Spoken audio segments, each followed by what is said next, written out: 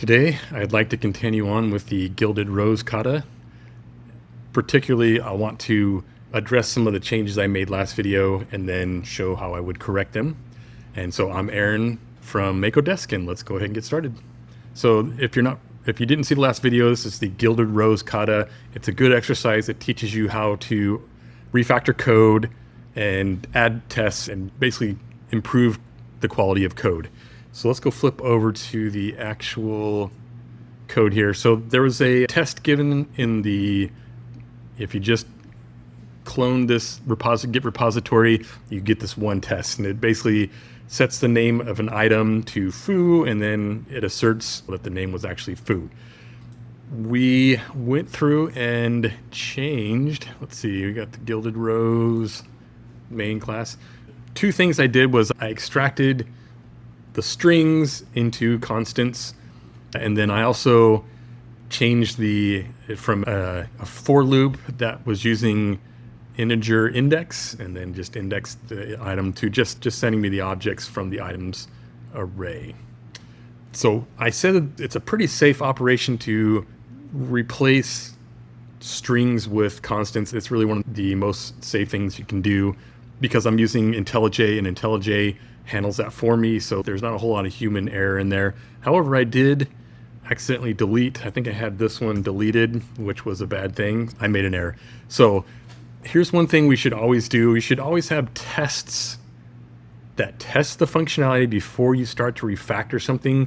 It really gives you assurance that when you change something, you didn't actually break anything. So let's look at the first thing we can refactor. One of the first things it has here, once the sell-by date has passed, quality degrades twice as fast. Okay, so that's a test we can do. Let's go ahead and add a test. I have this test class. I called it Gilded Rose Altered Test because it's not the same test that it started with. And what we're going to do is we're just going to create a new test. And we're going to, you know what, I'm just going to go ahead and copy this, and we're going to use some of that on anyway. So I'm just going to copy this down. And change the name to quality degrades twice as fast.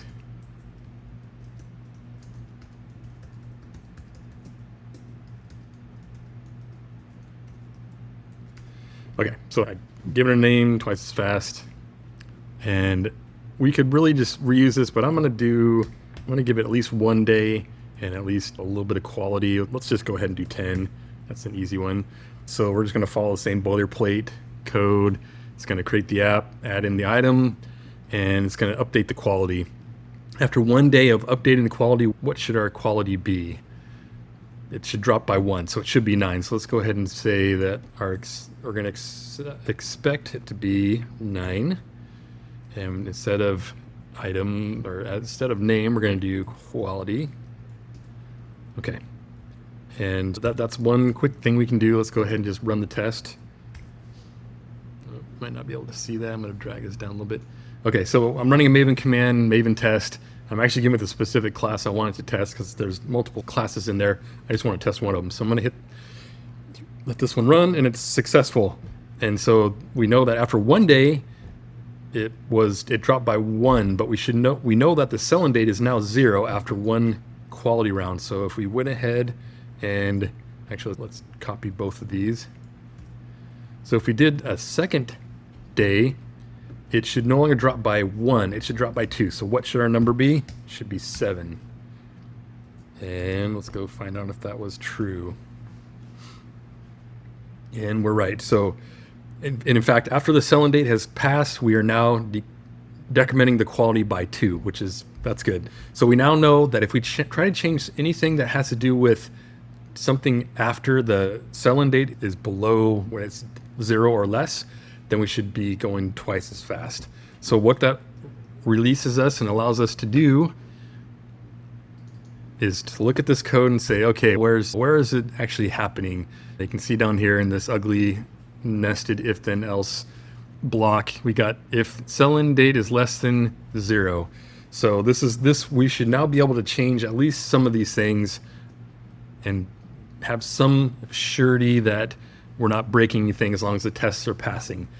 And so looking through this, what could we do? It's this, okay, here's one quick thing we can do to refactor. This lane right here has a cognitive load that's above average, I would say, because you have to look at it and you have to think, okay, I don't know, name equals age debris, but you got this little tiny couple pixels character here, the exclamation mark, that says this is not. And so one thing you could do, and I've seen this many times, is you can do a refactor here. This is a pretty nitpicky refactor, but we're going to go ahead and do it. Nope, not going to do that. Sorry. I'm going to copy this whole thing. Oops. We're going to copy this whole thing. Again, this is pretty nitpicky, but we're going to do it anyway. Refactor, and we're going to say extract method. And instead of it being that, we're going to say is